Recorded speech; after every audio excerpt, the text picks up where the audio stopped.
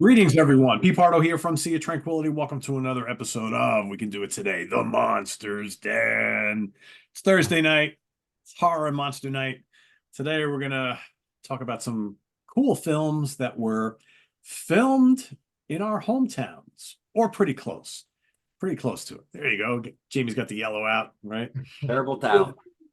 Yeah, it's like and we've kind of opened it up. It can be they say it takes place in where we live, near where we live, or it was filmed where we live, but they say it's somewhere else. So it could be either or.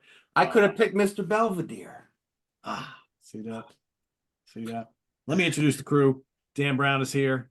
David Gallagher is here. We're keeping him up late. Once again, we always feel so guilty about it, but in the end, maybe I'm just up early. He's a glutton for punishment. I think it could be too, right? I just think he doesn't sleep. Craig Kaminsky is here, and Jamie Laszlo is here. Chris Allo should be joining us hopefully fairly soon. Don't fret, folks. We're gonna get, everybody. He is sleeping. Yeah, exactly.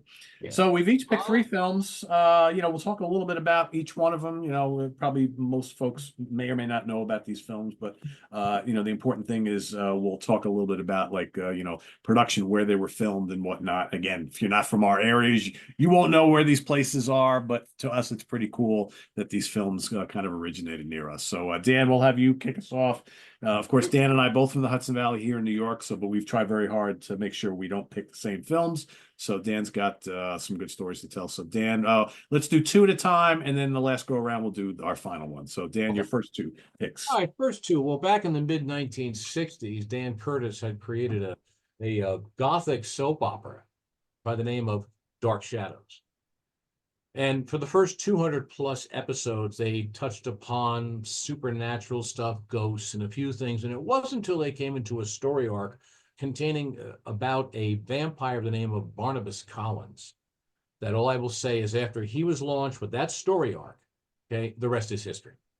And it put itself into that pantheon of fan clubs and, so forth. And 1,225 episodes after 5 years, because it was a daily soap opera.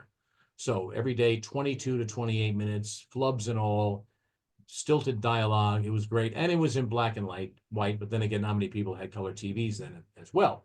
Well, in 1970, I don't know if it was prompted because of the popularity or the waning ratings.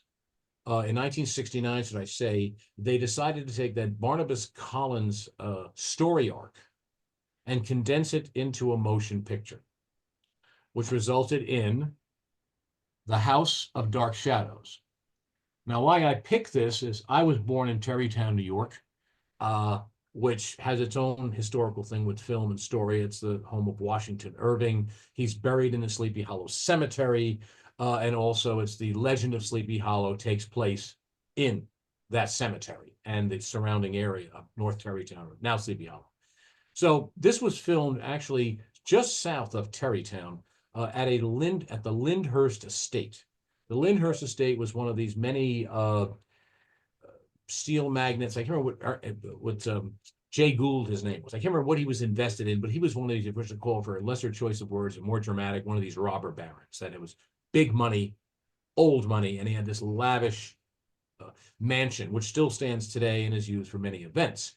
Well, they decided to use this location to film not only some small interiors, but the exterior grounds, the exterior of the building, and as well as the locale around it, including Sleepy Hollow Cemetery in Terrytown, New York, which they actually created a crypt for the Collins family, where the story begins with Barnabas Collins.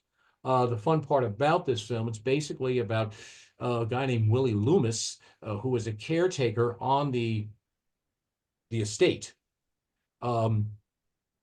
Here's about a treasure that's buried in the casket or in the crypts of one of the previous generations of the Collins families, of the Collins family. So he goes, breaks in, and one of these moments actually was in the soap opera, which was really gripping. Okay, a hand juts out of the owner's casket, juts out, grabs him by the throat, and that's how it went to black. It's Barnabas Collins. It starts with that, filmed in the Sleepy Hollow cemeteries, the exteriors. They said to use the interiors, but I don't think they can get into those tombs. But after that, it's about him coming back to life finding someone who's working as a nanny, I believe, with the family, who looks exactly like in many of these vampire films, a lost love, Josette, and he's obsessed to get her back. Meanwhile, there's a doctor that figures out he's a vampire with the old Edward Van Sloan mirror, don't see his reflection. She starts giving him a blood treatment showing him it's a virus. But meanwhile, she has the hots for Barnabas. But he has the hots for this girl, I think it's Maggie, who looks just like this Josette. One thing leads to another. The hero comes back. There's a woman that's killed. She comes back as a vampire. I'm not going to go into the whole detail because I think I'd like you to see it. It's a fun little romp. It ended up becoming a sequel the following year called Night of Dark Shadows, which they also used Lyndhurst as well, but it's a different ghost story that got butchered before it hit the theaters by almost 30 minutes. So it's a little incoherent. But what I was supposed to do is that a friend of mine I grew up with turned me on to Dark Shadows in the mid 60s. And we found they were shooting down there. We used to go down and sneak through all the backwoods of all these, abandoned mansions and maybe in disrepair down by the river. And we were able to climb into the woods and watch them film the movie. So it was kind of fun in those days. There was an article in a local newspaper, but that was it. So it's Dark Shadows, or The House of Dark Shadows, filmed in, whoops, wrong film there. That's the second one. Spoilers. We cut that out, right? Filmed in just south of Terrytown, New York, the Lyndhurst estate. Worthwhile watch, fun little 90-minute romp. You'll see a lot of familiar faces in there, particularly Jonathan Frid, as the ever-loving Barnabas Collins. And John Carlin as Willie Loomis from John Carlin, Cagney and Lacey. Well, a lot of the soap operas went into Joan Bennett's not in it that much. She's in the TV show a lot, yes.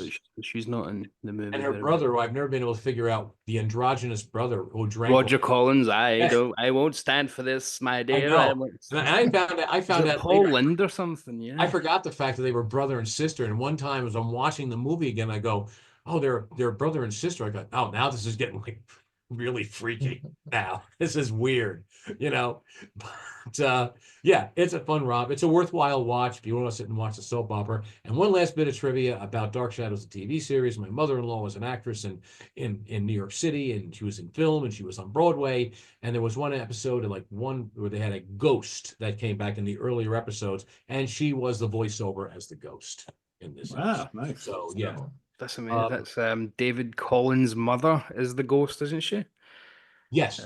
If I remember, yeah. It's been a long time since I've watched it because there's over 1,000 episodes, but I marathoned it. And when they put the first season out, they did a truncated recap of the first 150 episodes. Then they went right into Barnabas. And then later they figured, oh, okay, we'll just put them all out anyhow. It's boring. I like the earlier stuff, actually. It's more gothic and more like the Innocents or something. It's not as over the top. And then afterwards, when it goes into the parallel universe stuff, that's really cool. Oh, that was in color, and then they brought in the werewolf. It got weird, even weirder. Yeah, Quentin Collins, Tony Selby. How many years did that run for? I remember it was on forever. He was 6 years, I think, 66 or 65 to 71. Wow, yeah. So 5 or 6 years, 1,225 episodes. And there you go. So that's some, Craig, you could probably find them on Tubi, so we won't see you for another 6 months. I've only seen the 90s reboot with Ben Cross. Oh, I know. Yeah, that was pretty. Which again just remakes the Barnabas Collins storyline, and the Johnny Depp film just remade the Barnabas Collins storyline. Yep. When there's over 1,000 episodes to choose from that are nothing to do with that storyline at all. Yeah, I know. And there were other interesting storylines they could have actually edited and put something together as some kind of a continual Dark Shadows movie. So, getting on to next. Okay. This is a film that is written by a gentleman by the name of Nick D'Amici. Nick D'Amici, actually, I think Craig is going to mention him in one of the films he selected tonight. He's a local New York guy that has been in a number of genre films, writes scripts. He actually was the script writer and wrote the script for I enjoy TV show called Hap and Leonard, which was a detective duo that based on Joe Lansdale's novels. That was very entertaining books. Yes. And he was the writer on that. So anyhow, Night of the Lone Wolf is the story about a retired military veteran that is going to a retirement village, 55 plus years or whatever at this point. He comes in, now he's blind and he lost his eyesight. He's angry, he's pissed off, but he's also he's an ex-Marine guy. And proudly says in the beginning of the film, 20 years in the military, 5-year, 3 tours in Vietnam. But he's blind. So he moves into this complex, and all the ladies come in to meet him because he's this handsome, older man and stuff like this with his dog. He's got like a really shitty, kind of standoffish to them. But the 3 ladies are Karen Gormley, who was John Travolta's dance partner in Saturday Night Fever. Caitlin O'Heaney, who's another actress who was known pretty much in the 80s in a show with an Indiana Jones ripoff called Tales of the Gold Monkey. And finally, Tina Louise, as everybody knows, is Ginger from Gilligan's Island. So they come over to greet him. They bring him over a casserole, all this stuff. He wants nothing to do with it.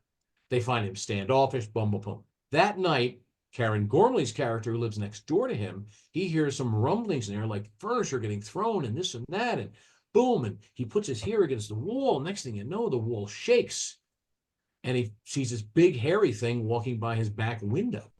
Well, his German seeing eye dog goes out after it and is killed. What happens, he's trying to convince everybody that there is something strange going on. They're writing it off in this small town as a bear or a rabid rabbit or something like this. They're not thinking werewolves. And they start suspecting him because he is such a prick with people, estranged from his son, the whole thing. So eventually ends up with a point where he kind of uncovers the whole thing. You find out it's somebody in the complex or is involved with the complex that is behind it all. And it kind of segues into almost a dog soldiers moment in the end. As a blind guy in his house, he puts a hearing aid in so he can actually accentuate his hearing. And he has to fight off at least 5 werewolves at the end. It's a fun little romp. It's a little slow at times, but the great thing about it is all the special effects makeup is done by Robert Kirksman, who is one of the founding members of KNEB, with KNB Effects, which is Greg Nicotero's company he's with. He's done a number of makeups, and the reason why he did this film was not only with the connections by a director, another New York director named Larry Fessenden, who's in everything, and he's a director, producer, writer, boom, boom, boom. Larry Fessenden apparently approached him and got him, and Robert Kirkman took this job because he has a soft spot for werewolves. And their practical effects, it's not as tall as the ones in just a basic werewolf costume. Transformation moment where is second to American Werewolf in London. So it's all practical effects, no CGI. Yeah, it's just a fun little romp. It was filmed in Kingston, New York, which is about 40 miles north of me and Peter. And the interesting thing about this film, I don't know if you ever saw this, Peter. I'm watching the movie the second time, and his son, played by Ethan Embry, an actor who actually, if anybody watches The Walking Dead, he probably has the world record of being the face you recognize on this episode at first, and he's dead within 3.5 minutes. I said, I know this guy. Oh, he's gone. Geez, what was his name? But he's in it. And when he comes to see his father near the end, you know what he's wearing, Peter? What's that? A Keegan Ales t-shirt. Very cool brewery. Which is, great little brewery up there. Oh, Ethan Embry. Yeah, everybody knows who this guy is. Yeah. Guy, you know the face, but you have no idea who he is. Yeah, he pops up everywhere. Yep. And but it's a fun little film. Kingston, I think it may have been filmed a few other places up there. It's primarily out in Kingston, New York. If you like werewolf movies, I mean, it's definitely, and it's called Night of the Lone Wolf. It is also under the title of Late Phases, Phases. So Late Phases. Oh, I have Late Phases. Yeah, that's pretty good, actually. Yeah. It's a fun little movie. So I recommend that. So one in Terrytown and one north, and 40 miles north, one's 40 miles south, and my last one will be in my hometown when I pick it. So there you go. Yeah, I know that Ethan guy. Right, everybody does. He's one of those faces. Yeah, he's in Been around forever. He's in Can't Hardly You Wait. doing that thing you He's in do. Dutch when he was. Oh, really yeah. That's a good movie. Yeah. A question, since I saw the movies that Dan and Pete are picking, how far away is Amityville from where you guys are? Oh, that's Long Long Island. Yeah, Is that Long Island? Yeah, Yeah. that's got to be from our door to there. It's got to be about 90 minutes minimum without traffic. without traffic. With traffic, 6.5 days. No, it's So just to put in perspective, Craig, Amityville is probably like 15, 20 minutes from Jack Toledano. Okay. He's pretty close. We should Okay. probably reference that like distance thing that came up there. The issue that you guys have obviously got there is that you've got New York right next to you. So a lot of filming is just going to be done in New York rather than where you are directly. Just like I was talking about this premise to my friend Sam. He lives in Peterborough, which is very close to London. So why would you film in Peterborough when you've got London right next to you? Yeah. So you've kind of got the same problem with being close to New York but not quite New York. So you couldn't say that you can pick, Tales from the Hood or something. well, It's not. I'm gonna brighten your day this evening, baby. I'll tell you. Right. He's picked Mean Streets as his favorite horror movie. I'm gonna brighten Raging Bull. There you go. Because there's an Amityville, Pennsylvania that's actually not terrible, maybe about 20 miles or so for me. And I know it's not the same. Even growing up, I knew it was not the same as the movie, but it was just always funny seeing a road sign saying Amityville to the Oh, right. is that the place? Yeah. Yeah. All right, off to Scotland. Davey, what do you got? Hello, welcome to Scotland, to quote Albert Finney in Skyfall, who wasn't Scottish but did a rather good impression in Skyfall as Kincaid. Kind of to elaborate on the last point about distance there, I didn't want to just pick films generally made in Scotland because there's far too many. And similarly, Dan mentioned 40 miles as a kind of distance there. In Scotland or the UK in general, 40 miles is a million miles away. You don't travel much. We don't drive long distances like you do over there. We don't go on highways and whatnot. We stick to our own little parishes. I've So learned that from working with Stephen Reed all these years. I mean, he taught basically when he talks about what's going on by him, it's literally just by him. yeah, Yeah. So you There's guys something don't. comforting in that though too. That's sometimes No, people don't stay home here. That's. I mean, No. It's, I do. Didn't want to pick stuff that doesn't feel like it meets the premise of the show. So like Dog Soldiers, as we just mentioned there, yeah, it's a Scottish horror movie, but it doesn't match the Scotland that I spend 99% of my existence in. It's totally different. Same as I don't know, The Wicker Man. I mean, filmed up in the very north of Scotland and down in Dumfriesshire. So it's at the very north of Scotland and the very bottom of Scotland.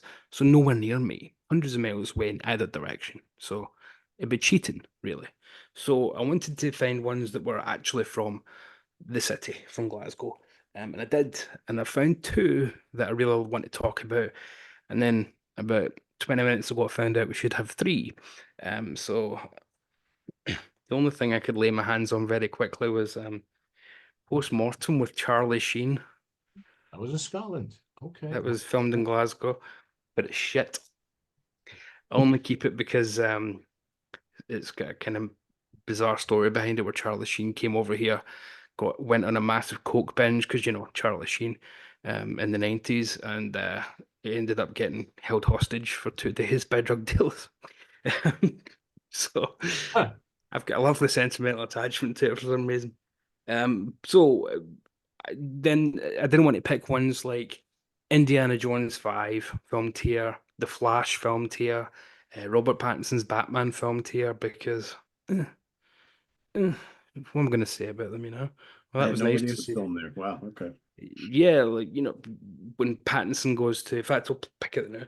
When Pattinson goes to talk to Catwoman at the end, and then drives in his motorbike away from Gotham, and into the end credits, he does so at the Necropolis Cemetery, big gothic-looking cemetery, which is exactly where I sent you guys the picture last week. Guillermo del Toro's been filming this week with Christoph Waltz, making the new Frankenstein film. Because it's very gothic looking, that whole neighborhood, and so gothic that it was used for part of the filming of Death Watch, which is filmed all around Glasgow, from 1980, filmed in late 79. So directed by the great Bertrand Tavernier, the French director. Only made a few films in English. But this is a sci-fi film with Harvey Keitel and Harry Dean Stanton and Romy Schneider, who's sensational in it. It's a great cast, a very peak of their powers cast as well. I mean, if you want Harvey Keitel, Romy Schneider, and Harry Dean Stanton, to get them in the late 70s is kind of their peak for me. That's where you want these people. So it's about this woman who's living in a society in Glasgow where death has been all but cured, illness has been resolved, and it's very rare to find young people dying. So when it happens, it's a cause for celebrity. So, and she gets the news that she's one of the very few people who's actually going to die young because of illness, and that makes her an overnight sensation. And totally separate to that kind of sci-fi plot of ending illness, Harvey Keitel has just had an operation performed on him to have his eyes turned into permanent video cameras, and whatever he sees will be beamed back to a TV studio. Right? So the two storylines cross very quickly. Harvey Keitel worked for a television producer played by Harry Dean Stanton, and Harvey Keitel is persuaded to infiltrate this woman's life and we'll do a kind of, I guess now we'd call it a reality show about what it's like to be a dying person in the last days of their life, because people are so obsessed with what does death actually look like now that we've cured it. So they're fascinated by the kind of morbid idea of it because they don't know what it's like anymore, and their existence is so nothing that they want to know what death feels like. That's how pitiful their existence is. That death has a certain attractive quality to them and they're all obsessed with it. But they don't want to experience it unless it's vicariously through someone else's eyes. So it's got this kind of commentary on, I guess at the time, what we're now starting to see on television, and now what we're really seeing on television through reality TV and certainly trash TV, and wanting to see more of disasters and see suffering on TV and how it's used for nefarious means, even down to, in the UK today, there was a talk show host who's been charged for the way they kind of use guests and, don't look after them. And then the guests end up committing suicide because they've been exposed on national TV for cheating on their partners and things, blah, blah, blah. So it's really a commentary on how society treats vulnerable people at their lowest, and our constant need to find morbid ways of entertainment, even though we know it's sick and we know it's depraved. We just need it somehow. We need The something. 1980 is pretty ahead of its time then.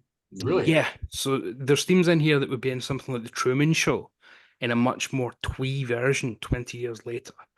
But here it's a very lugubrious film. That's a good word for this time of the night, lugubrious. Where it's no, I'm not sure I know what it means, but I'm sure it fits. No, it's very depressing. It's very downbeat, which is the meaning of lugubrious. But it feeds into that because it's a sci-fi film, but it still feels like if you took out those sci-fi elements of Harvey Keitel having an operation done to turn himself into a living camera and curing death.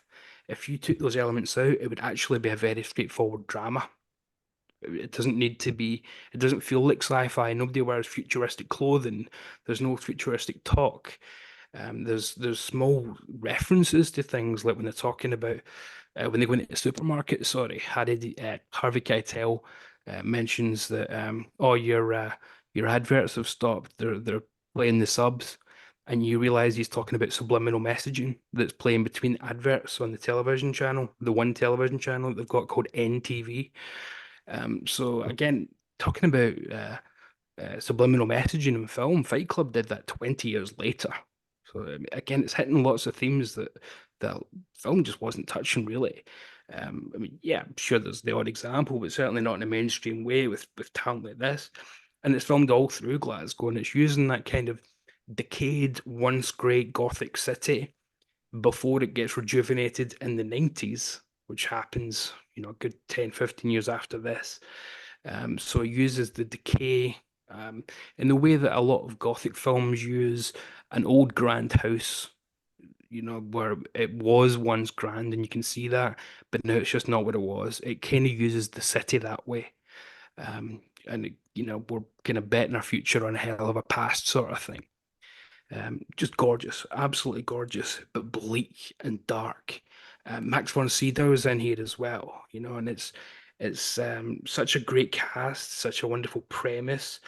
It's deep, but it's not complicated. It's never convoluted. There's no side plots to follow. Everything is in service of the one story. Highly recommended. It's minimalist, but it gives you enough to be getting on with. It's never dull, it's never boring. It's got enough of a plot for you to completely understand, but also not too much in the way of explanation to make you, like the Truman Show, feel like you've had your hand held and this is what you should think and feel at all times. It leaves just enough for you to say, this is what I'm bringing to the film. So yeah, highly, highly, highly recommended. Death Watch from 1980. Was Sounds that like a Black Mirror episode. Again, yeah, 30 years later, Black Mirror. Yeah. Yeah. that was done? This is what I like about Harvey Keitel. He always tended to make these offbeat films, like Ulysses Gaze and The Gray Zone, and these other like arty. The same year he made one of my favorite films, which is extremely underrated, Bad Timing. Nicholas Rogue's Bad Timing with Theresa Russell. He really stretches his talents. I mean, he Yeah. does these offbeat things and doesn't really care about the the panache and gloss and all that stuff. And they address like accents and things. Why is he American? Why is her? Keep getting their names back and forth. But why is she German? Why is Harry Dean Stanton American? They address all that. So it's not just we've imported some American stars. They kind of drop some hints about the world political situation, but again, they don't talk about it too much. It's just a few lines to let you know there's something happening. In the way that 1984 did. Just gives you enough information to imagine what the rest of the world's like. But even though you don't see outside the bubble that Winston Smith lives in 1984, you don't really see outside the bubble that Roddy and the characters in this do as well. So, yep, highly recommended. Like that. I have it on VHS for 20 years. I feel embarrassed I haven't watched it yet. Look at me. So now There you I dust off the old Zenith VHS, plug it in. Cool. All right, Mr. Jamie. All right. Does Craig know he's wrong? They're very good, but they are considered Pittsburgh classics by Pittsburghers. Because we like to see our city. Pittsburghers. We like to Pittsburghers. see our city You're gonna in movies. Pittsburghers feel like they don't get enough respect. Their city doesn't get enough respect. So when they see their town in a movie, they're like, ah. So they feel like it's filmed in literally their backyard. So the first one is from 1992, and it is called Innocent Blood. Oh, I hate that movie. So it kind of bombed at the box office, but in Pittsburgh it made $1 bazillion now. It's got Robert Loggia. Can't beat that. Robert Loggia in this is just hamming it up. If you want to watch this, it's to see him ham it up for 2 hours straight, basically. The plot is silly. You got the undercover cop. Anthony LaPaglia is playing an undercover cop, and he's in the mob, and they don't know he's the rat. Well, they find out about 10 minutes into the movie. And you got a vampire, and she bit Robert Loggia and didn't kill him. I think she normally kills them to make sure they don't come back to life. So she has to go back and fix her mistake and try to kill him. But now Don Rickles is in this. He becomes a vampire. You're like, Don Rickles as a vampire? It's like 30 seconds. You need more of that in this movie. I'm like, damn it, you dropped the ball on it. You dropped the ball on a few things in this movie. But where'd my controller go? Look, I'm going to talk about the Pittsburgh connection to these movies. If you don't give a shit about that, just try to feed off of my excitement. All right. So Pittsburgh, I lived 3 places downtown Pittsburgh. I lived up this hill. I lived downtown, and I lived over here in the Pitt campus, all in the 90s.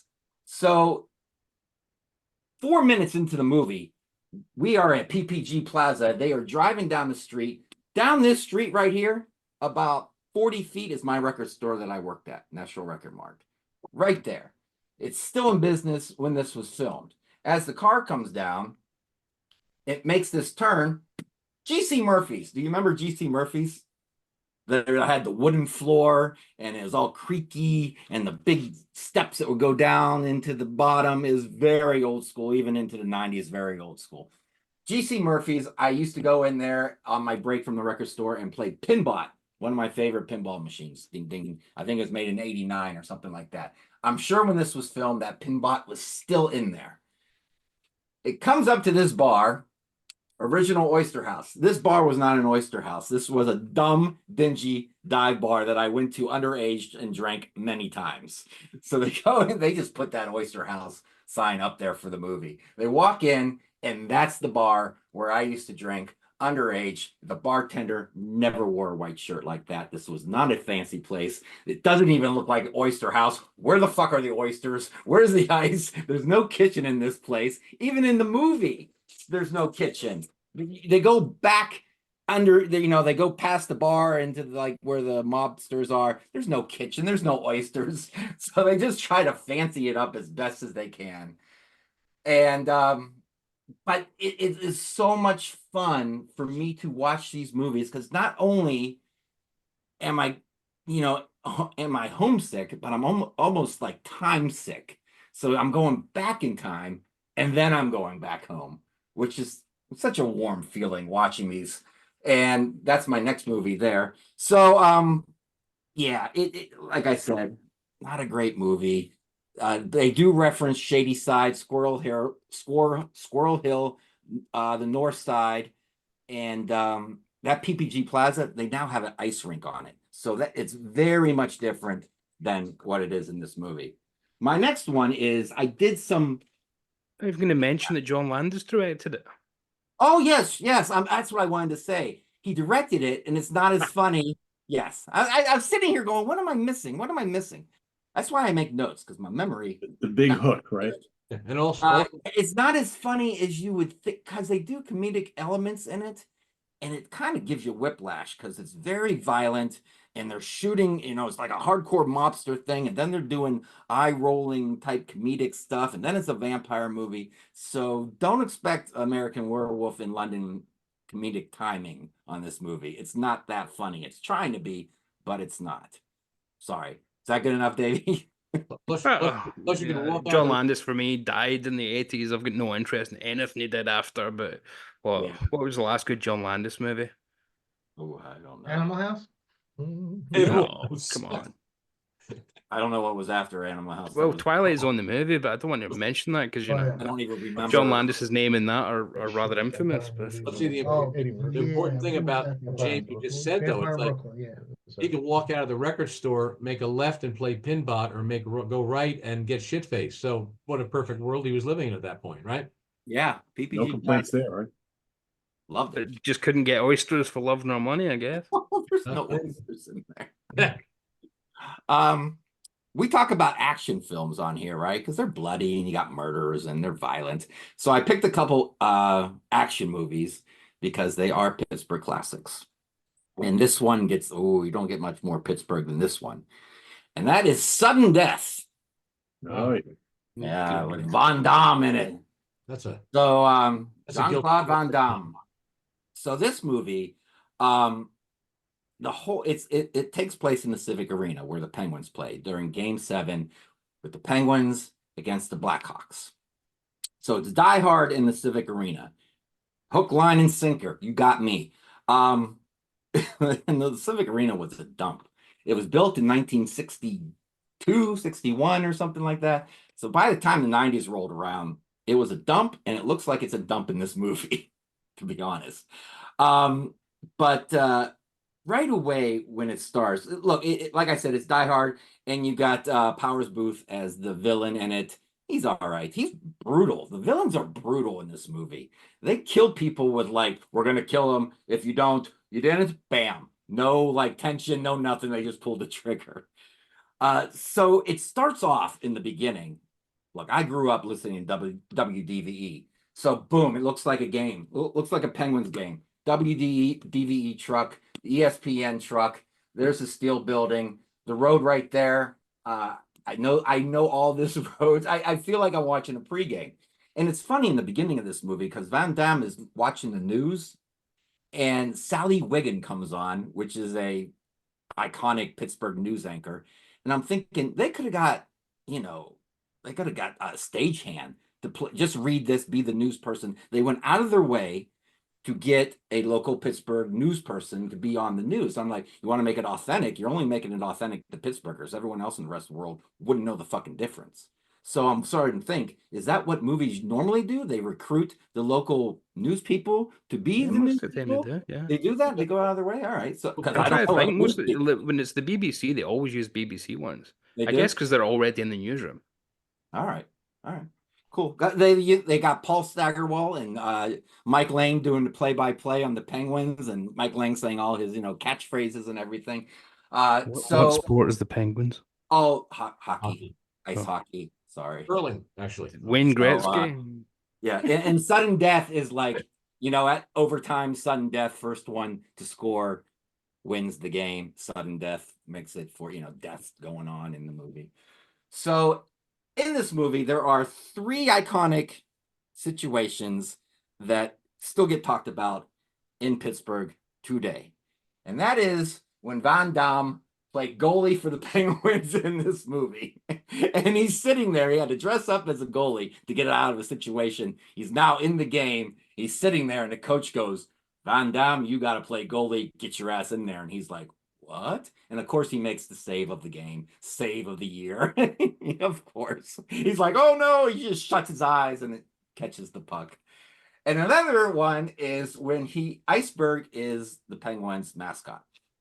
So one of the bad guys, a chick, dresses up as the Penguins mascot, and Van Damme and the mascot just go at it with the head in place the whole fight. She never takes the head off. They're fighting that way. They're fighting this way. The mascot is kicking with the head. It's like Peter Griffin and the Giant Chicken and Family Guy. This fight goes on for a good, 3 minutes or so. And I'm rewatching it just recently. I'm going, this is maybe the most perfect movie ever made to me. And Pittsburghers, Penguin fans, Pittsburghers, we can't get enough of this. And another scene that still gets talked about today is, you see the Civic Arena, they built it so the roof opens. So you have this roof opening here, and it opens in sections like pieces of a pie, and they all overlap. As this opens up one more, it starts to overlap. So it could be all open with just one section left with all the pieces overlapped on top of one another. And depending on how much money you want to spend for that event, that's how much they open it, because this isn't around anymore. It was real expensive to open this roof. So for this movie, the budget was low because they only opened it that much. So the helicopter is flying over, and then it falls into the arena backwards with Powers Booth in it, and it starts to crash, and then it crashes on the ice like that. This is the shit Pittsburghers talk about. I swear to God, if you polled a lot of people on the street, they would say, oh, yeah, when Van Damme had to come in and play goalie, I was at that game. Oh, yeah, it was 4-4. We all had to leave, though, because the helicopter came through the roof. But I was at that game, man. So, yeah, these 2 movies are Pittsburgh gold. Legendary Pittsburgh films. There you It's a go. guilty pleasure of mine, that film. It's not, out of all of these, it's the best one. Fucking hate Jean-Claude Van Damme. I like it for the Everything he's ever done. Everything. I've never seen one Time thing. Cop I thought was all right, but I haven't seen it since it came out. Oh, even the early ones that people think they like. No, you don't. You really don't. Bloodsport was Which Yeah, is the one with Bloodsport, Roseanne, yeah. with Roseanne Arquette. Oh, I don't know where to run. Cop? Could be. SOS. What about the one he did with Dennis Rodman? Come on. Double team. Double T. That was terrible. There we go. Jesus Christ. I like the one where he does the splits. That's like all. Yes. Oh, by the way, welcome, Chris Allo. I know. Sorry, it took me a while. Where you living? It'd be more Well, impressive see, if he well, just popped I up in mean, my house, to be honest. But I had gotten these telepods from a flea market, you know, and I didn't clean them out that well. So if there's any kind of hairs that come up, you Right. know, it's, you know, I don't, yeah, but, so Chris is transported here, teleportation To say, yeah. from, the New York area to my area. So, There you Just go. say he's your new wife and get it over and done with. Come on. Decided to go have it seats. And again, All right.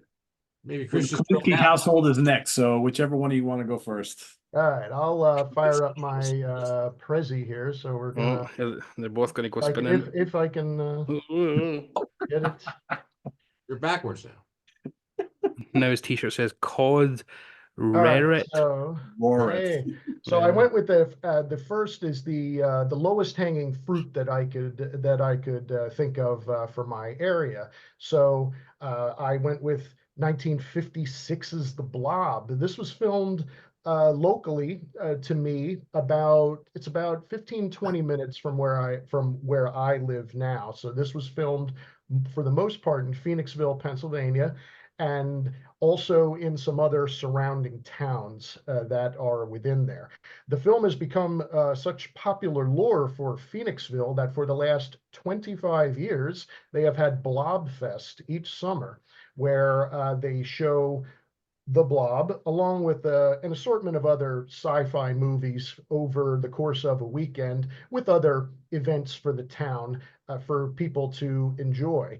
I went there last year for Blobfest 24, and it's really cool to sit inside the Colonial Theater, which Pete and Chris have both been inside on more than one occasion.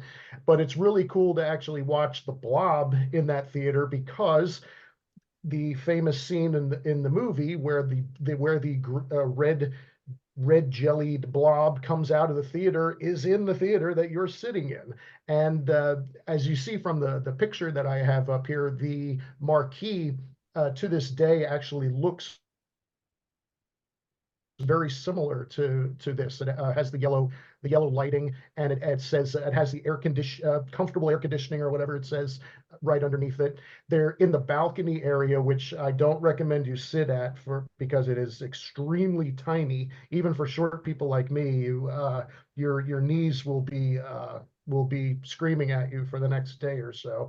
There's a small plaque at the back where it has a little piece of the blob, and you're supposed to rub it for good luck whenever you're in there. The movie also was filmed in a few other places that were local. The scene where everyone runs out of the theater screaming at the blob, they run across the street to a diner, and actually that diner is in Downingtown, Pennsylvania, which is maybe about 30 miles, at least 20 to 30 miles away from Phoenixville. But the way, when you see it in the movie, it makes it look like that diner is right across the street, because everyone runs into there. So it's pretty interesting for that. Also, the scene with the doctor's house is one of the local houses in Phoenixville. That's kind of like a little sort of little tourist stop that sometimes people walk by on the sidewalk and recognize that it was used in the movie. So if most people have seen it or not, also as well, down the street from the Colonial, it still exists, but it's the Columbia House Hotel. It's now a bar, no longer used for a hotel, but that's where Steve McQueen stayed when he was in town filming the movie.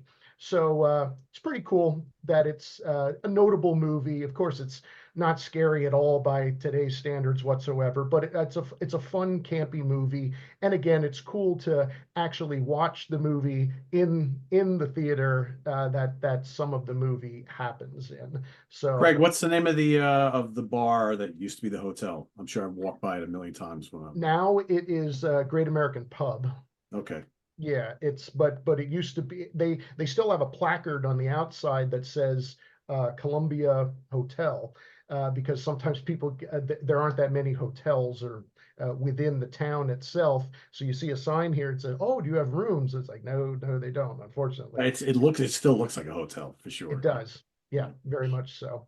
But the Blob was my first pick here. So my second, again, also for many people who may not know, director M. Night Shyamalan films many of his movies in Philadelphia, and is also in some of the surrounding area that any sort of his movies from the beginning up until current movies. So I picked two real quick ones to tell you about that are local to me personally. The first is 2000. What is this? 12? I don't 2000 what? I don't even know what year this came out, but Split. This one here, right in the beginning of the movie, when the girls are abducted by James McAvoy, they're leaving. They were at like a birthday party or something, right? I think it's, yeah, and they go outside to the parking lot. That parking lot was at the King of Prussia Mall, which is which is about 15 miles from where I am. As soon as they walked outside, the first time I saw this, I was with my wife, and I said, "Ah, it's at the mall." I recognize that immediately, right outside of Macy's. So, but I'm not sure if the interior was used at one of the restaurants that is inside there. Also, the film uses the Philadelphia Zoo in some of the in some of the scenes with McAvoy, where he's keeping the girls prisoner. So it's got a lot of local use. But the very in the beginning, when Anya Taylor-Joy and the other ladies are abducted, it's right there at the mall. So that as soon as I saw that, I was like, oh, I recognize that.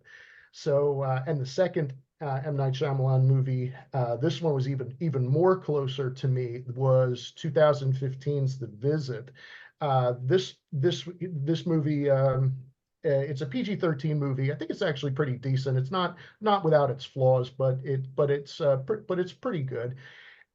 Two siblings, a boy and a girl, in a strange sort of premise.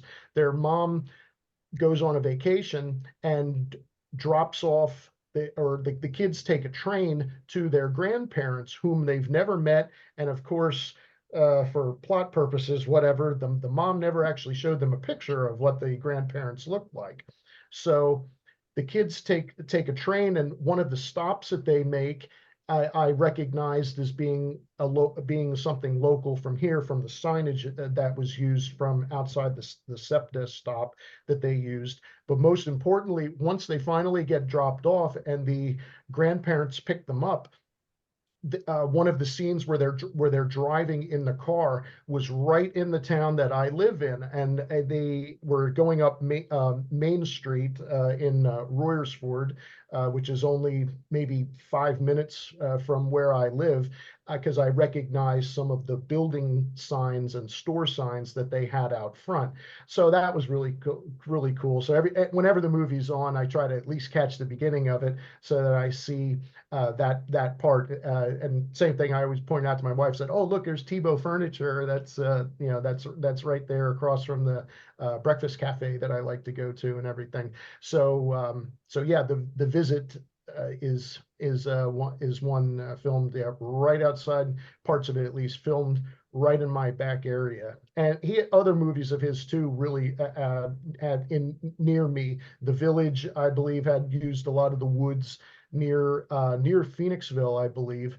And I think Signs also might have been filmed near like Lancaster, in the close to some of the like Amish country around here, since they had to use a big farmland to film a good chunk of that movie. So and also the terrible was it The Happening with the evil plants?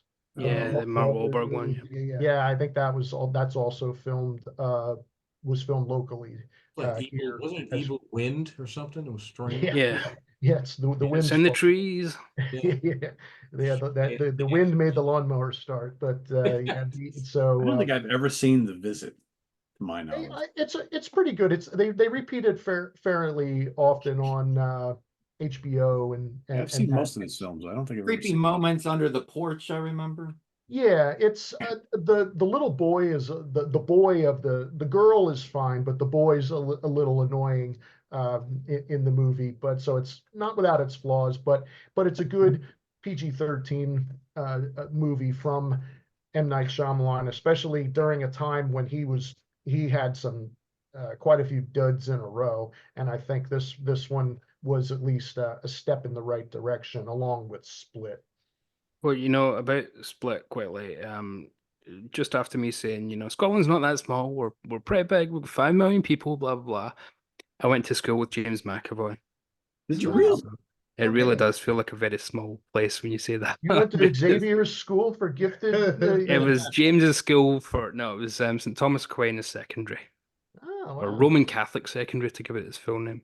And his sister Joy, I was quite good friends with her, and I used to, what happened to Joy?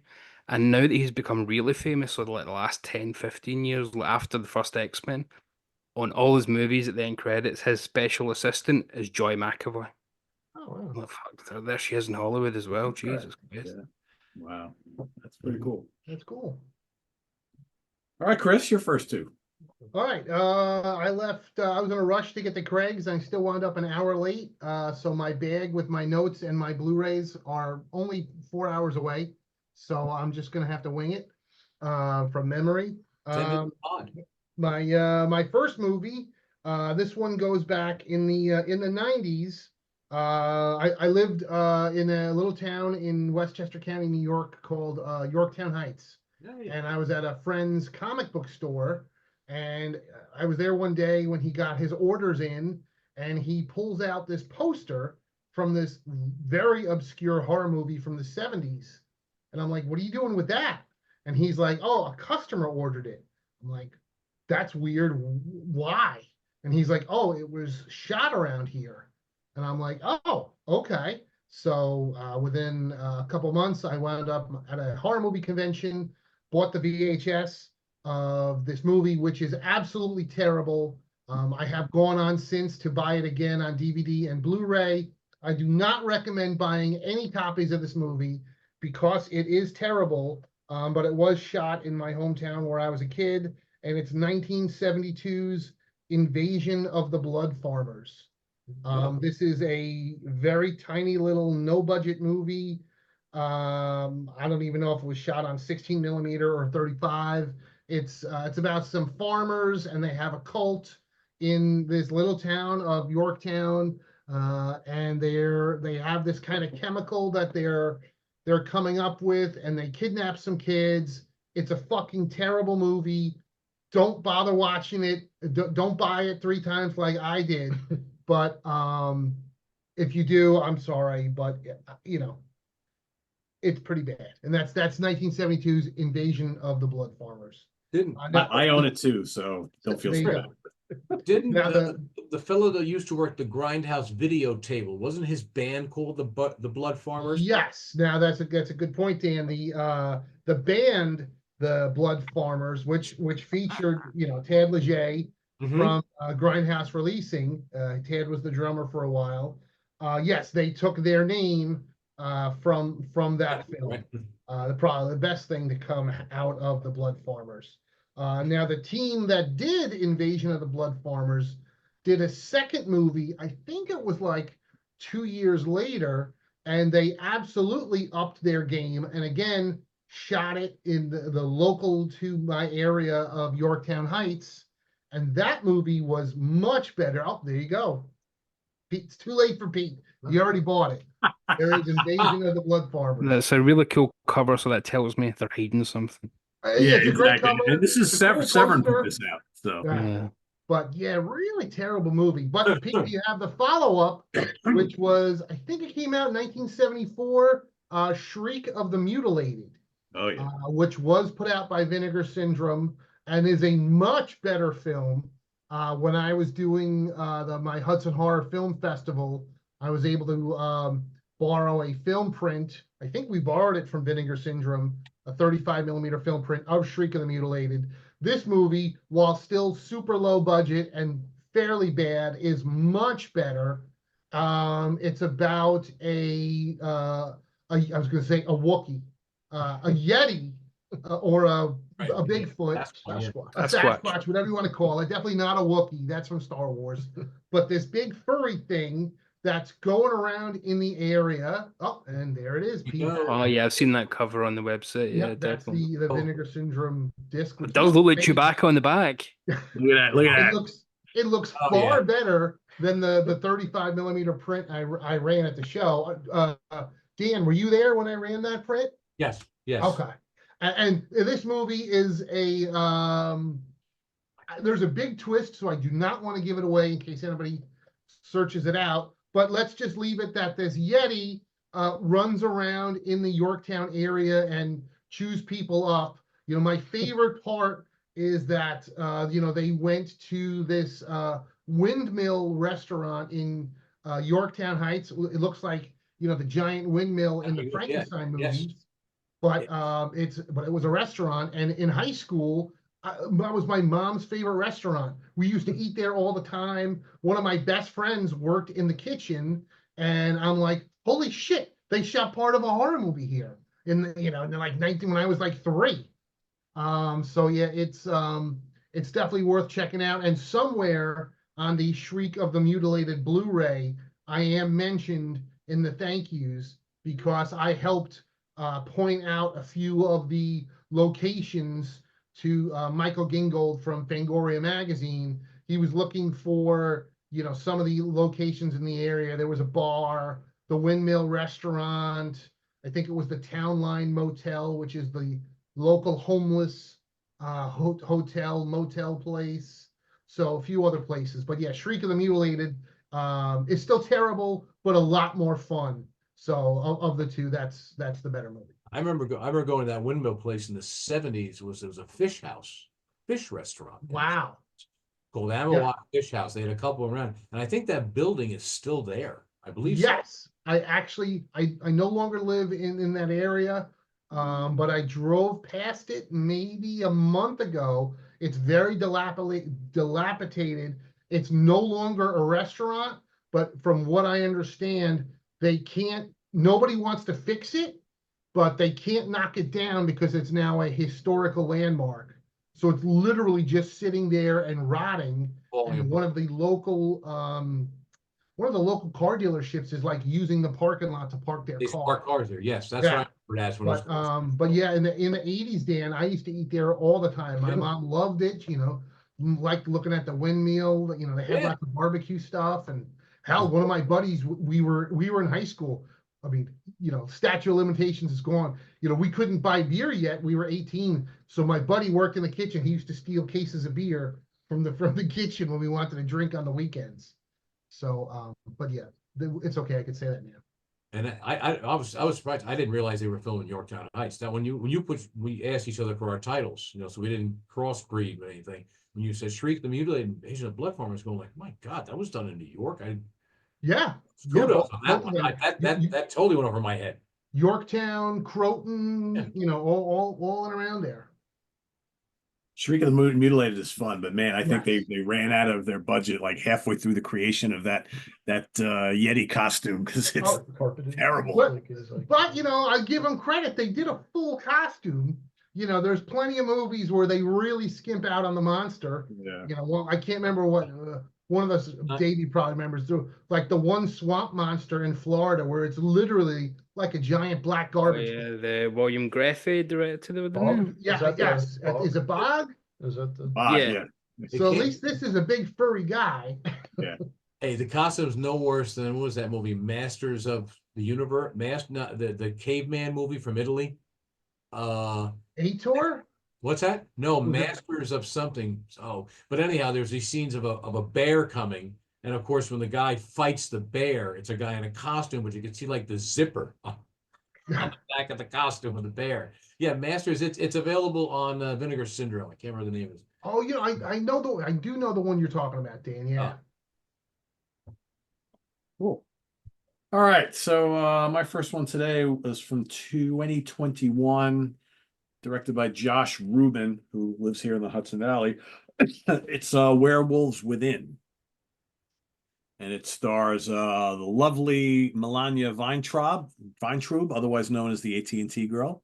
She's so Favorite hot. telephone pitch girl. Oh, yeah. She's absolutely adorable. You know who she is? Oh, Davey. Wow, yeah, she's all over the place here. Don't know what AT&T is. Yeah. You know who she is, but not AT&T. That makes sense. It's all good. You don't need to know AT&T.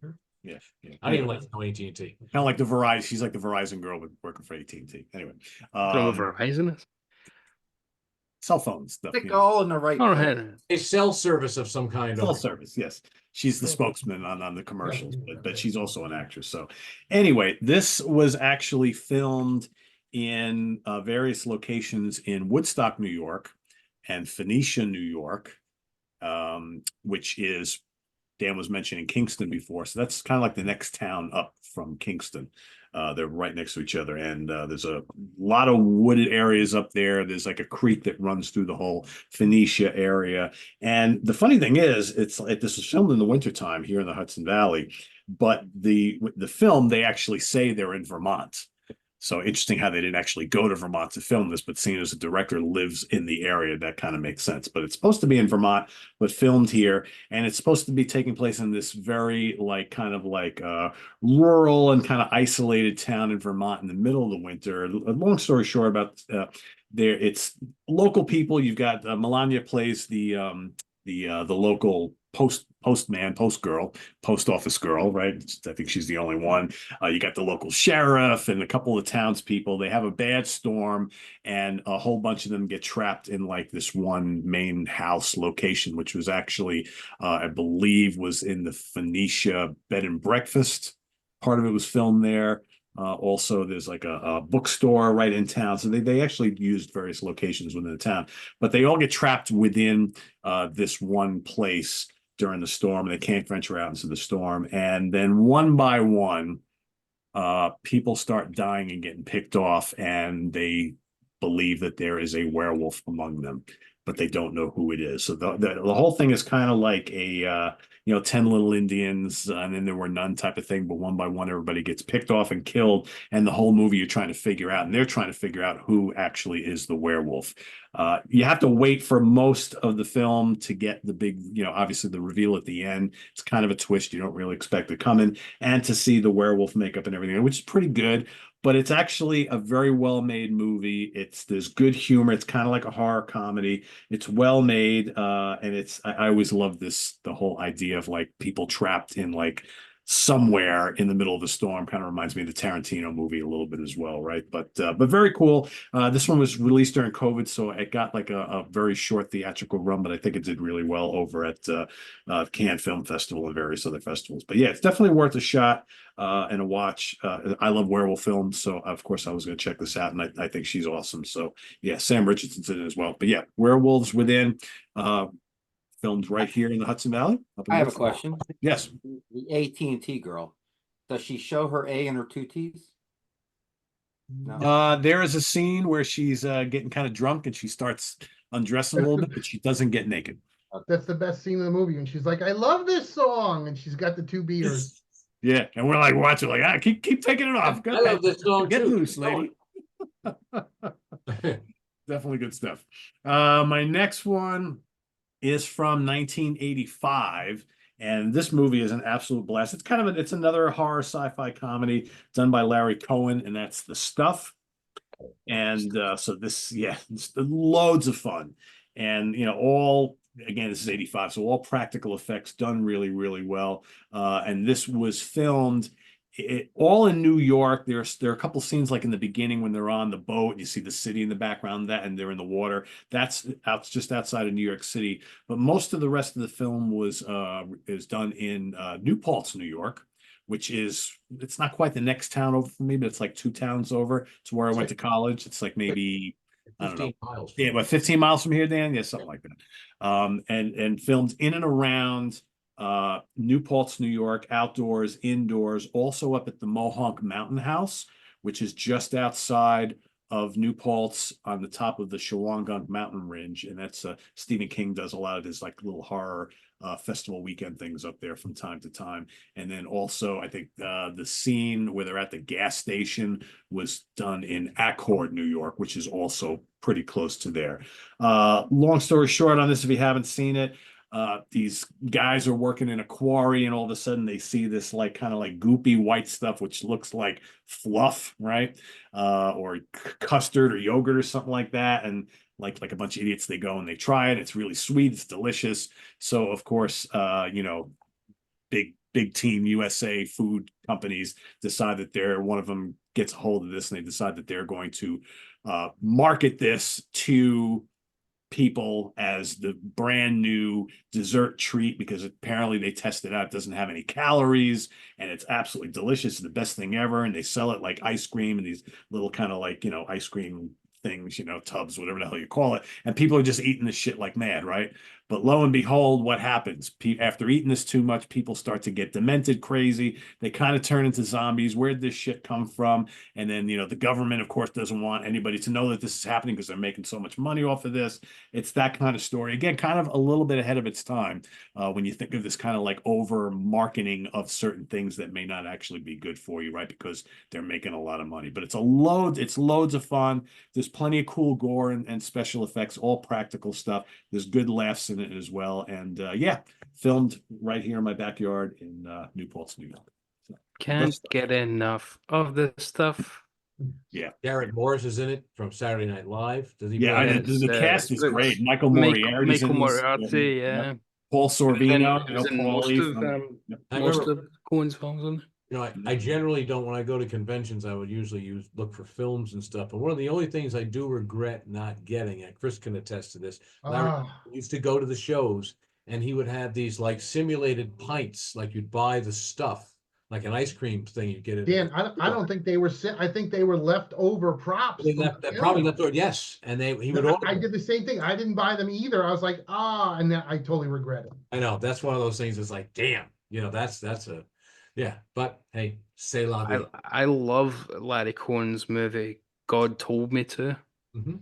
I think it's one of the most you ever wanna- underrated Yeah, that's a If good you ever one. want to hear a great dark thrillers. Didn't that just come out on 4K? I think I need to get that.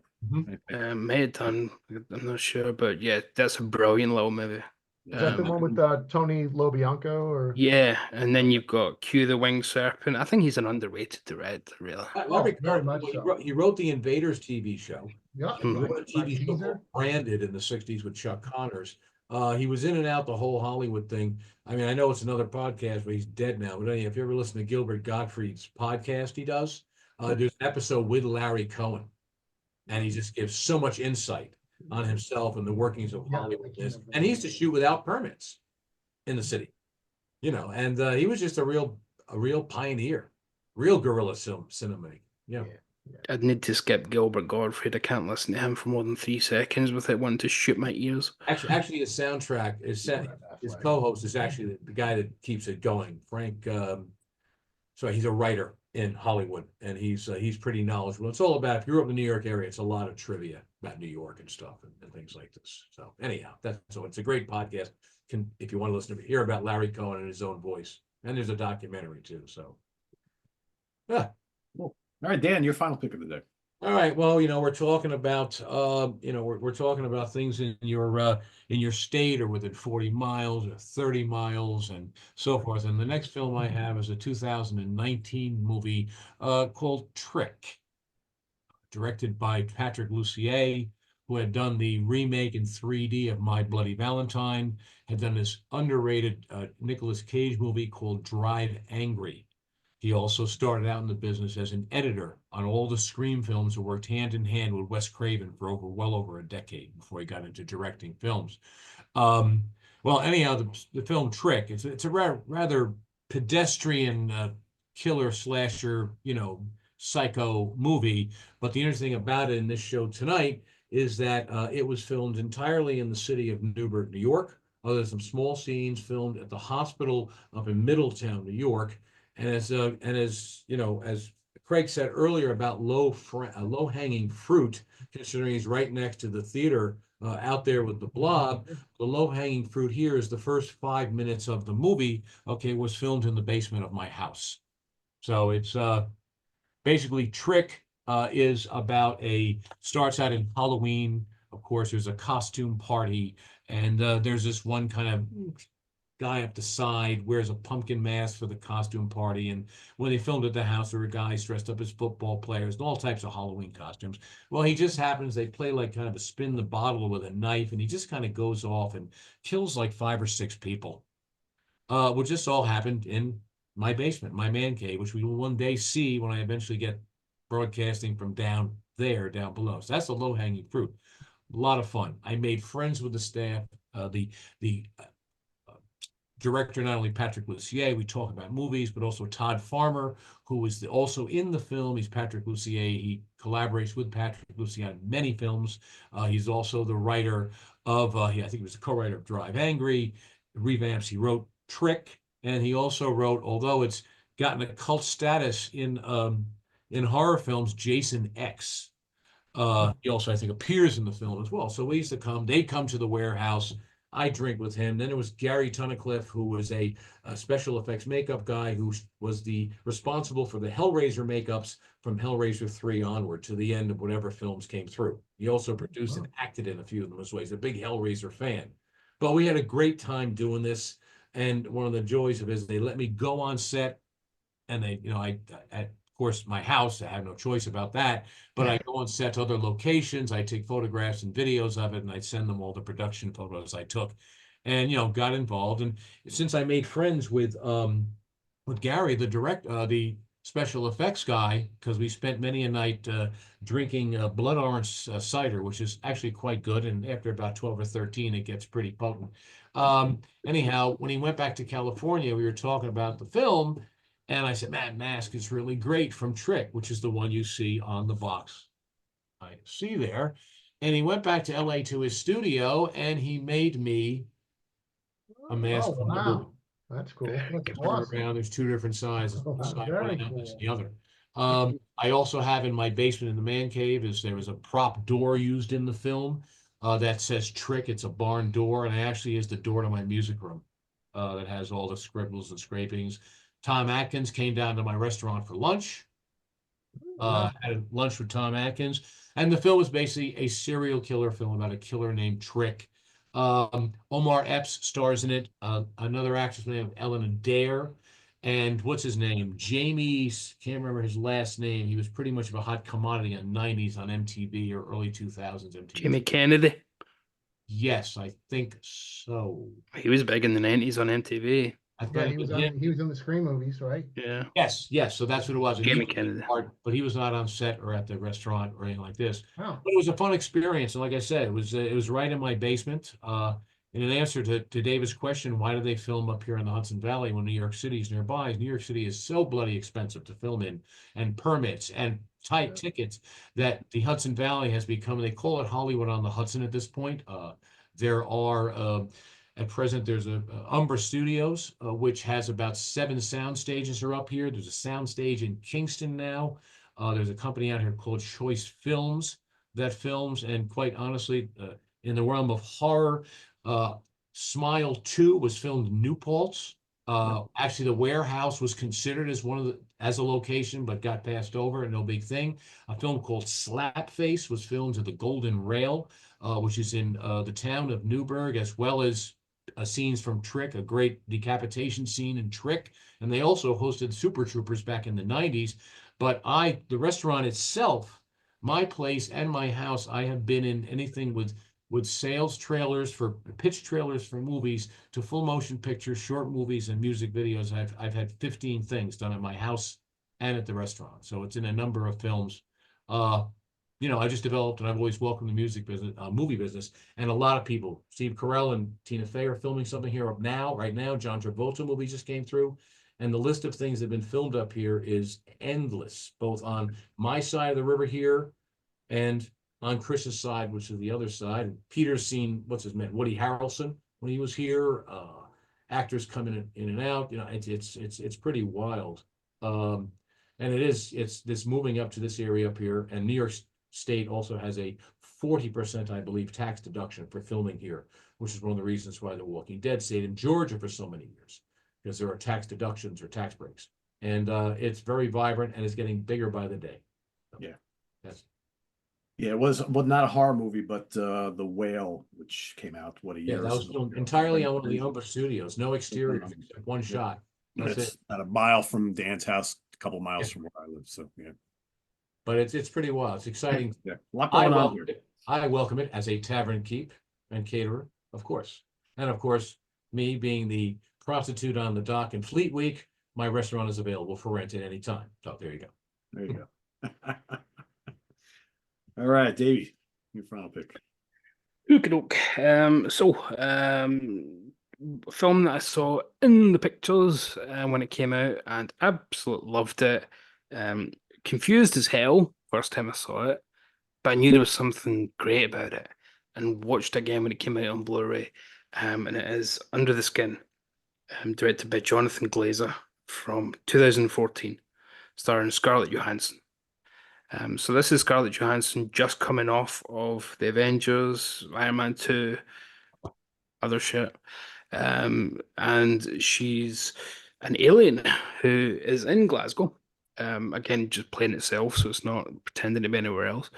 And she goes around the city, and it's all shot by filmed by Jonathan Glazer, who did Sexy Beast, did Birth with Nicole Kidman, and his most recent film was Zone of Interest that did quite well last year. The kind of concentration camp film. But this sees Scarlett Johansson as an alien driving around in a van in Glasgow. And she's got a black wig on, so you'd never notice Scarlett Johansson. Apparently, she's wearing a black wig. But the premise of it essentially, so it's all shot Steadicam and small cameras, so that they can do a lot of shooting without people realizing that they're even on film at all. So it's kind of guerrilla filmmaking as much as you can do it with a big star like Scarlett Johansson, where she is going around the city and picking up young men in their 20s. And as you can imagine, she proves quite popular because, it's Scarlett Johansson saying she want to come home with me.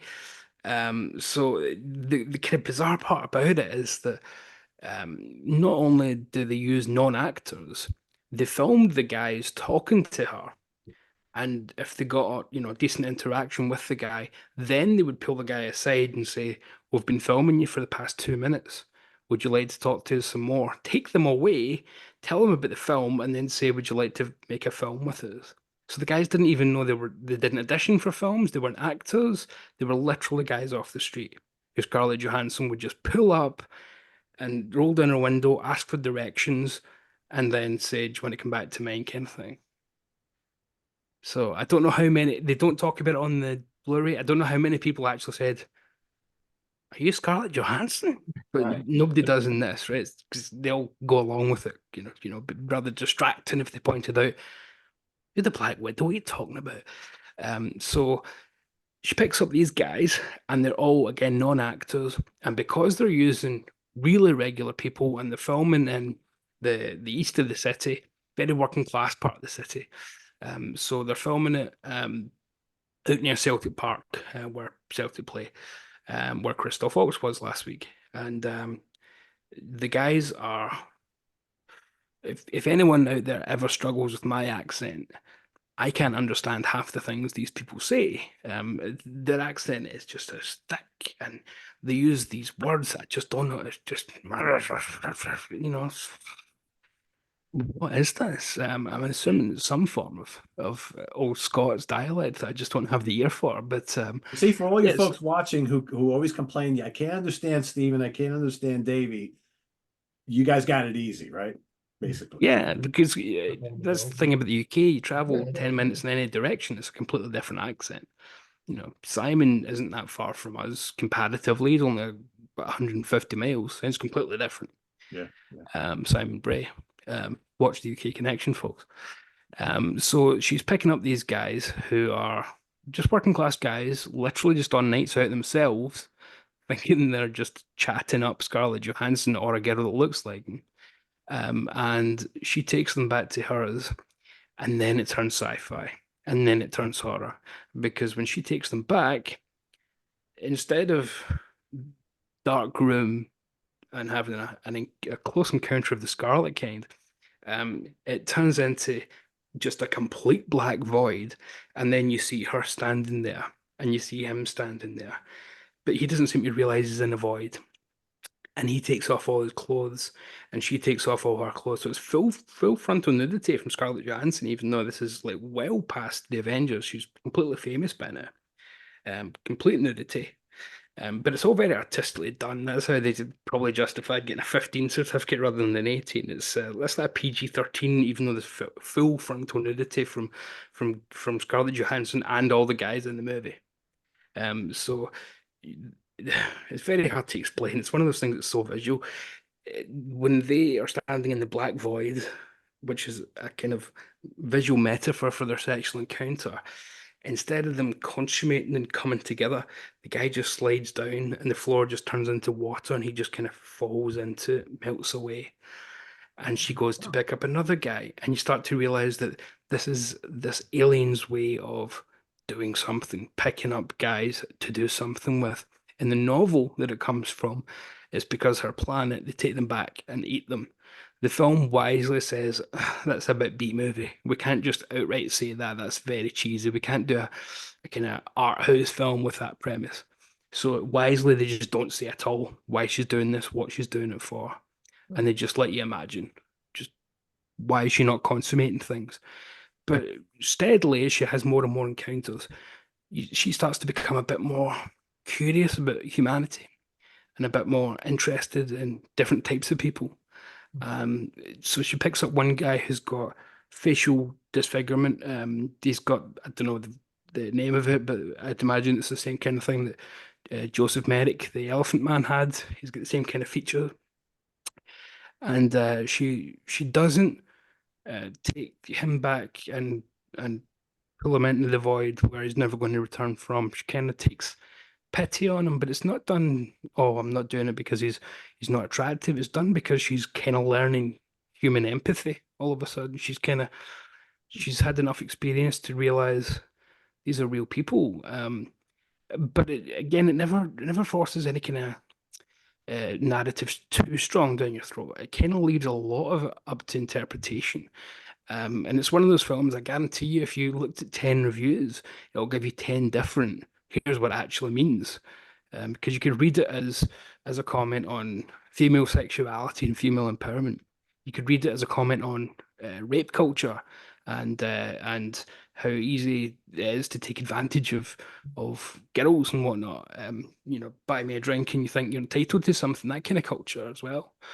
And you can also read it as a literal, just outsiders metaphor. So the alien is just maybe, say, immigration, whatever you want to apply to it. And it's so amorphous, a bit like the actual void itself, that you can apply a lot of metaphors onto it.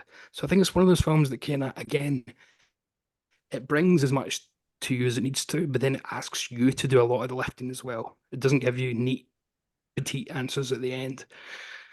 But again, it's not a difficult film. It's not a hard film. There's no wasted subplots. It's all focused on Scarlett just driving round and then picking up guys, and then the brief story of that encounter, and then moving on to the next one.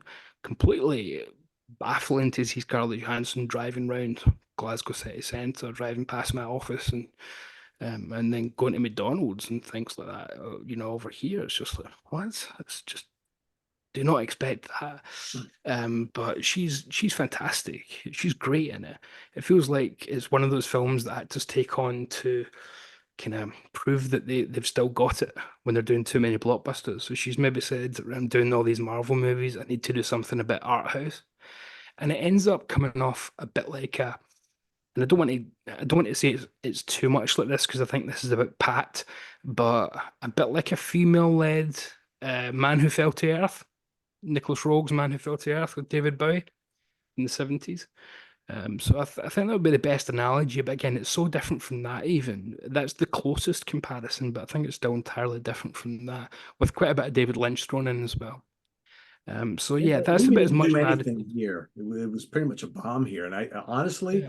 it's good to hear the synopsis of it because I never knew anything about what this movie was about other than the fact she got fully naked in it. That's really all I Yeah. ever. That's found out. all I I'd know. imagine for most people that's the only reason they've even bothered checking it out. And then they've probably been so bored. It's one of those films that most people just expecting to see maybe a big sci-fi movie would get bored by. A bit like Ex Machina or something, not much actually happens. It's not that kind of film.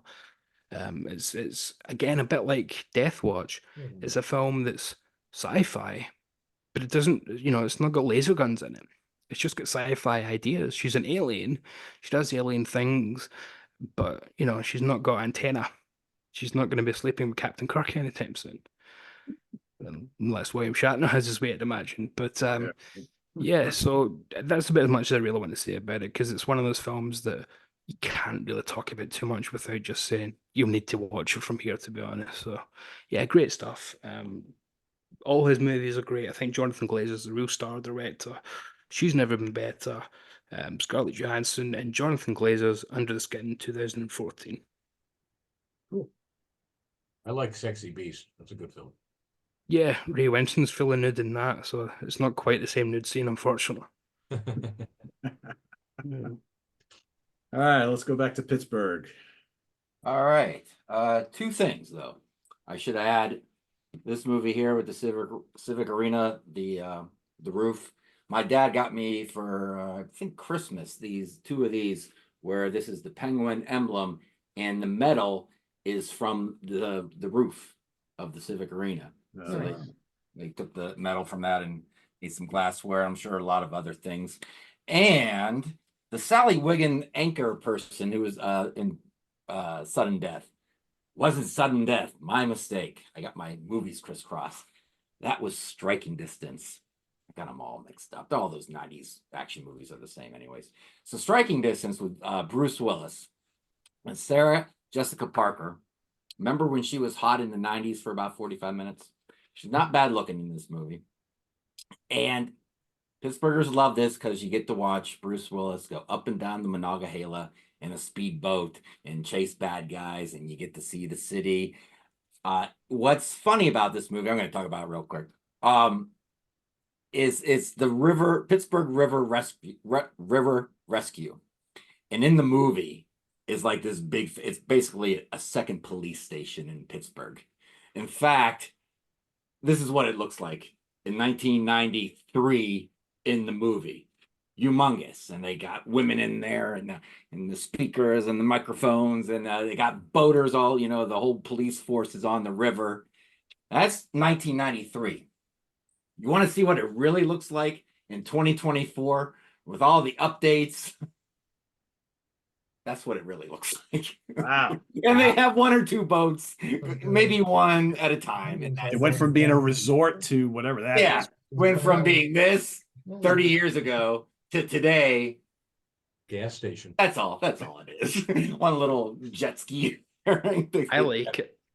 Yeah, you don't see many boaters unless it's the regatta. You don't see many boaters in the Pittsburgh rivers. It's a stupid movie. It has a stupid ending. It's a mystery. A guy is killing off women. He's dumping them in the river. He's making sure Bruce Willis finds them. A lot of them are related to Bruce Willis's past. And when they reveal who the killer is, you're like, really? That's how it's going to go down. And it's just ridiculous. But I like watching it because I watch, it's funny. You watch these movies, all right, and there's a chase scene in this movie, and they're driving downtown, and then they make a right, and then they're on the far side of town. Like, when you make that right, did you go through a time portal or like a black hole or whatever to get to the other side of town, a wormhole? So things like that you notice that are kind of funny.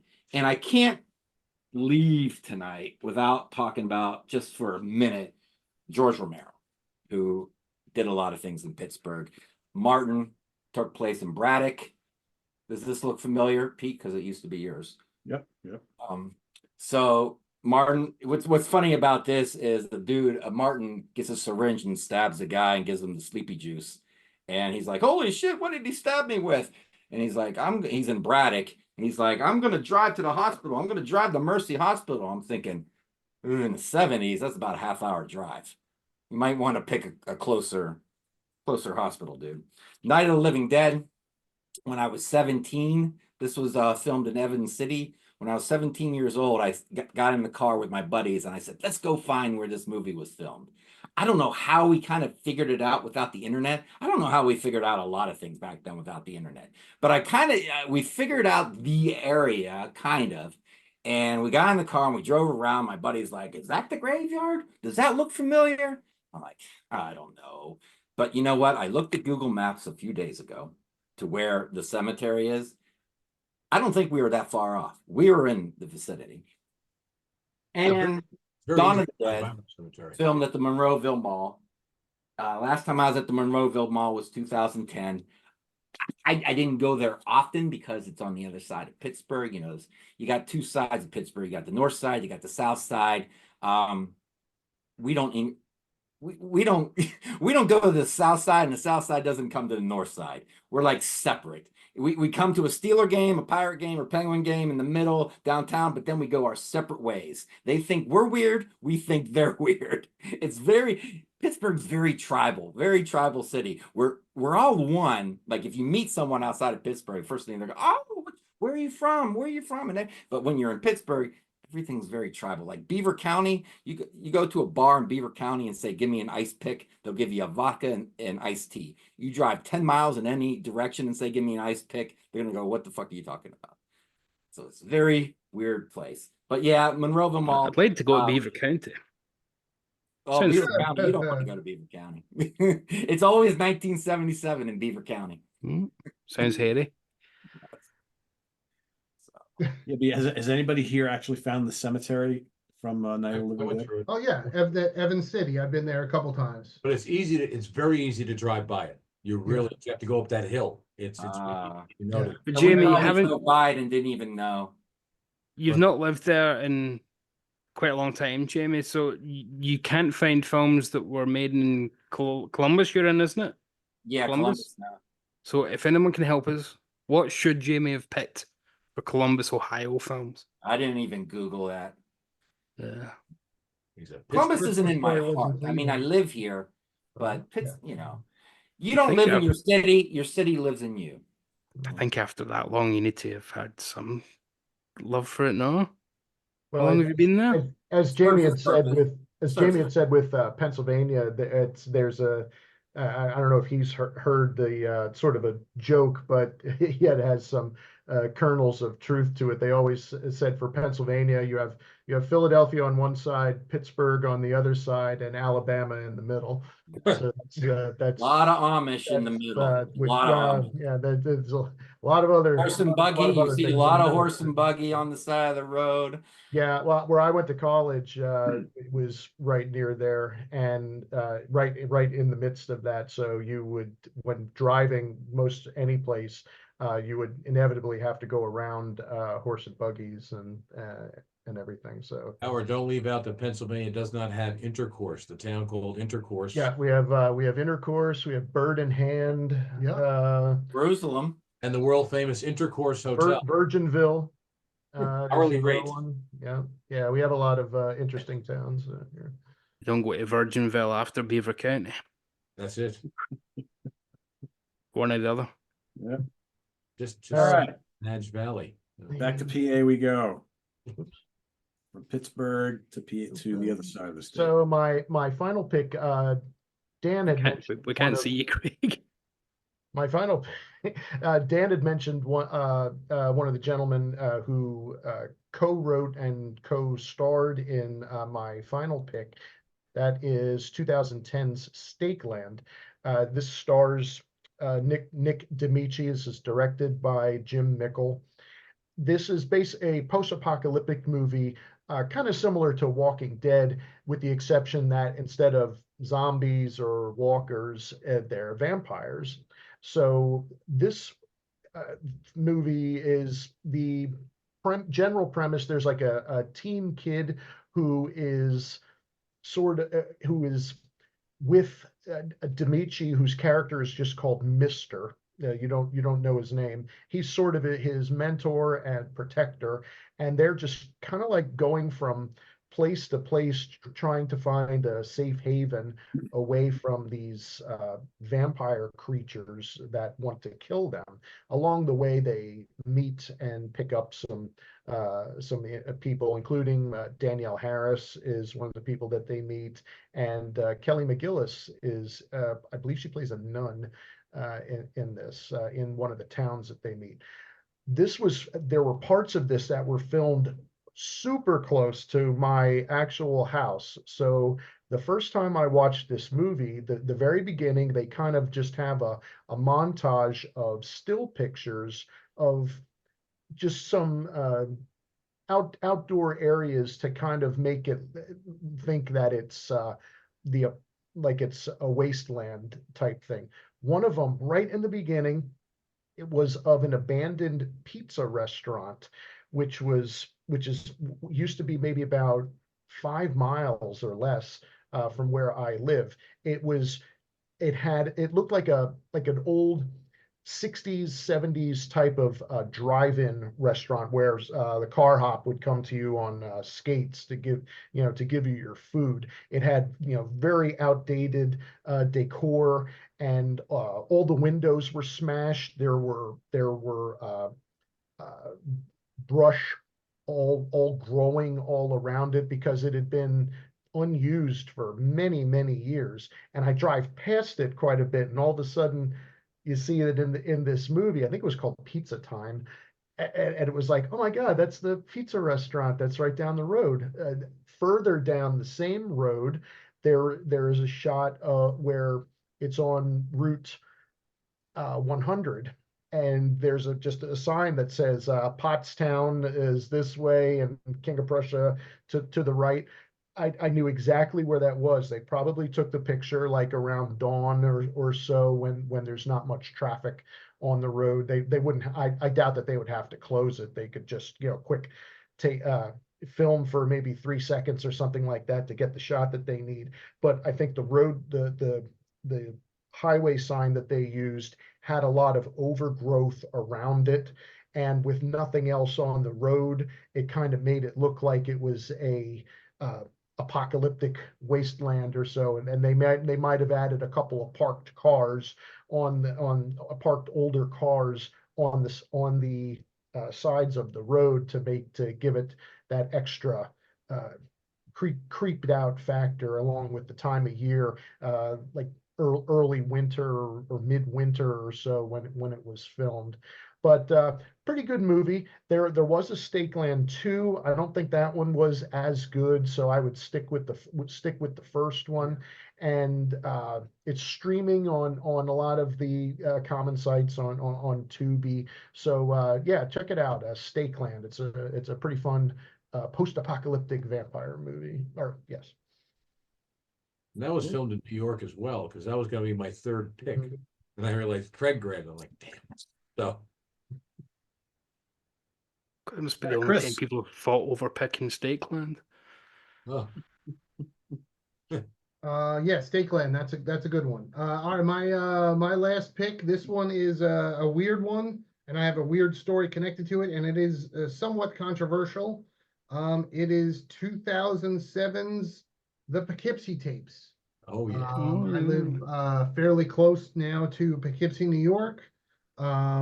This film first came onto my radar. I was at a drive-in years ago, and the drive-ins in my area, when they were done running their 35 millimeter film trailers, they would sell them for like $1. So I was already running Hudson Horror. So I was like, oh, Poughkeepsie Tapes. So I paid $1 and we ran the trailer, and it was really just a teaser because it had the title, but playing the Poughkeepsie Tapes teaser at a all-day horror movie marathon, people got a real chuckle out of that. I'd never seen the movie. And then last Christmas, my sister gave me the Blu-ray, and I finally watched it when preparing for this show. And it's I guess the controversy comes up in that a lot of people get confused that it's a like a like a documentary, like it's a real story. And this guy killed and tortured all these women and videotaped them with on a VHS camcorder, and they're looking for the killer, but they find 800 VHS tapes filled with rape and murder and torture at this house in a hidden room. And the way the film is done, there is a lot of cutting back and forth from the police investigation to the shaky cam VHS stuff. It very much reminded me of Blair Witch. I am not a fan of shaky cam horror movie shit. That's an instant, yeah, all that stuff. That's an instant eject for me. And I'm also not a fan of torture porn. I do not get off on seeing women tied up and beaten and raped. That is not my thing. So as far as a film goes, yeah, it was fairly creepy. It was well done, and that, yeah, you could see the creepiness involved in it. But yeah, I saw it the one time. I never need to see it again. The really weird part was last weekend. I was at a friend's birthday party, and it was a big catered birthday at a wedding, and there was all people at tables and lots of loud music and people talking, kind of like a wedding.